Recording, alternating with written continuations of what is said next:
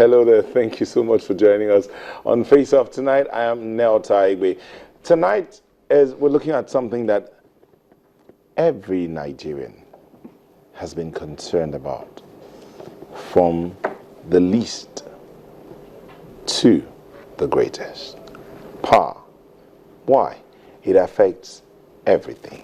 It affects businesses, it affects homes, it affects academics, it affects health, it affects transportation. Every aspect of life is affected by power. So when you do hear the Minister of Power, Works and Housing, who recently spoke to the press, talk about increase of tariff.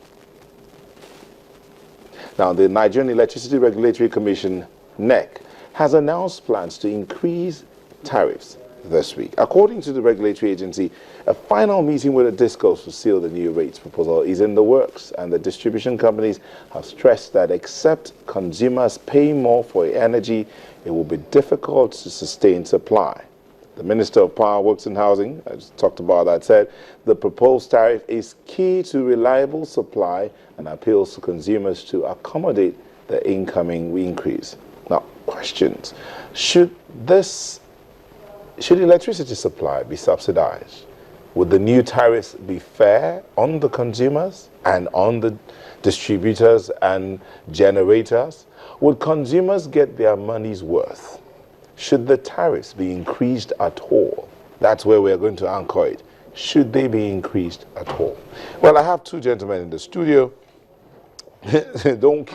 Don't say anything yet. One of them is a consumer rights advancement advocate. Thank you for coming, Diolu Ogumbajo. Thank you for coming. It's a pleasure to be here. And on this other side, we have Sunday Oduton, Executive Director, Research and Advocacy, Association of Nigerian Electricity Distributors. So he's at the head.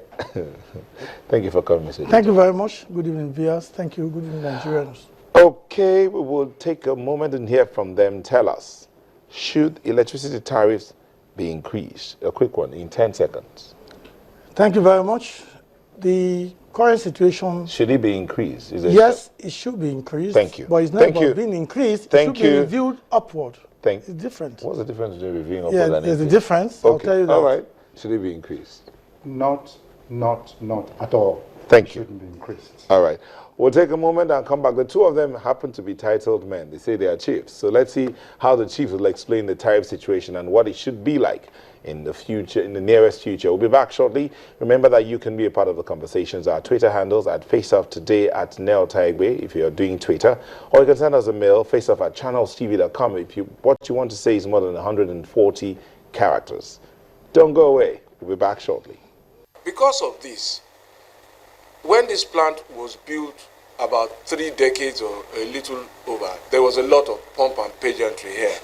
But thereafter, I think maybe one more or perhaps none was built. But our population has grown since then. This plant, I think, has an installed capacity of about 1,300 and something megawatts, 6 turbines. Over the years, one turbine after the other shut down. And by the time this plant was sold, I think barely 1.5 or 2 turbines were operational. Today, we are at the point where all the 6 turbines are back on stream.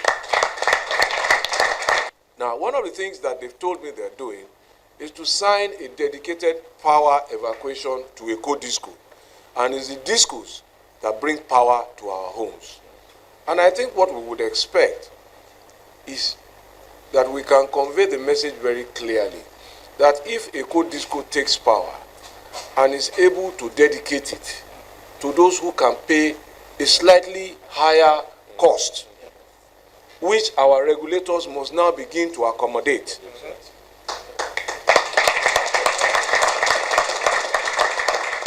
Because if there is a willing buyer and a willing seller, we must allow the economics to take place.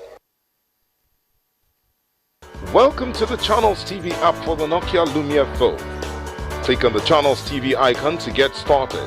Get the latest news and stories, and you can also watch us live by clicking on the live TV icon. We have the eyewitness section so you can post events happening around you. To do that, click on the post. Select Change Media to send an image or video. Enter your username, report title, and report description.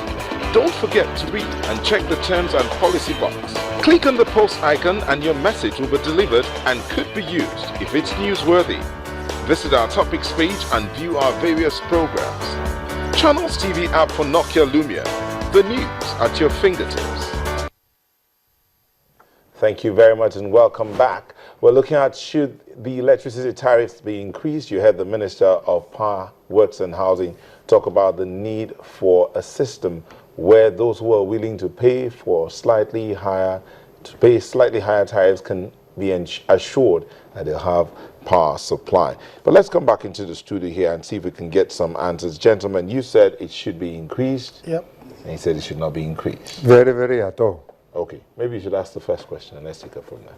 Why do you think the tariff should not be reviewed upward? Whether you call it increase or upward review, for God's sake, what I am not enjoying, what is not supplied. In fact, to talk of enjoying it optimally, in fact, is making an understatement. To tell you this, we are not enjoying what you now want to review upwards, quoting you. Sorry, how do you want to increase or review upwards what I don't even have in the first instance? It's just not right, and it's going to be resisted. Okay, thank you very much. I think I need to, as much as possible, let you and our viewers understand the state of the Nigerian electricity industry.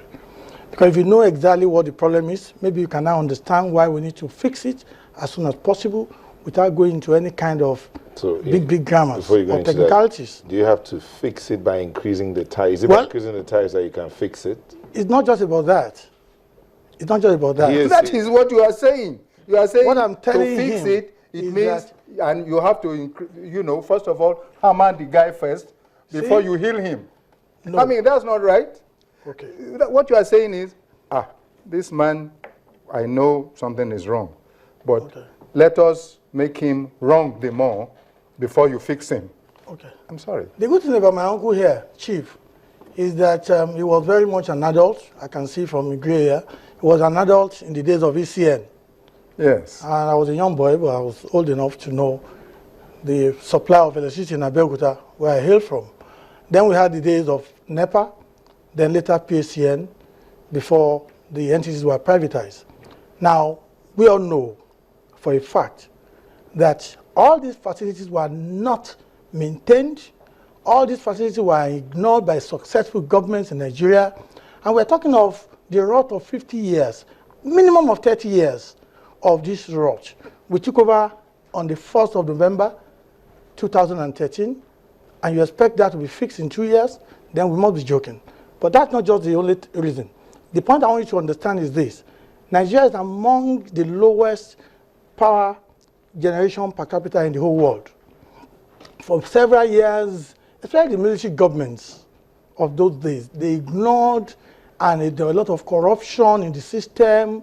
And I'm sure you heard the Minister of Power when he mentioned the state of the turbines over the years. And when those things continue, there was no expansion capacity, there's limitation in gas supply, there's problem with transmission grid, even the distribution network.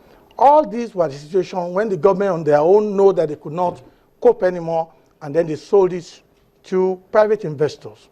And in selling to the private investors, there was a contract.